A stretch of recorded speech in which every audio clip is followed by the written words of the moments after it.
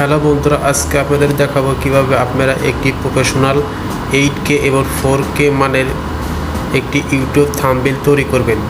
একটি YouTube thumbnail তৈরি করার জন্য আপনাকে প্রথমে পিক্সেল ল্যাব অ্যাপসটি ডাউনলোড করে নেবেন এবং ডাউনলোড করার পর আপনার ইউটিউব থাম্বনেল সাইজ একটি কাস্টম সাইজ নেবেন।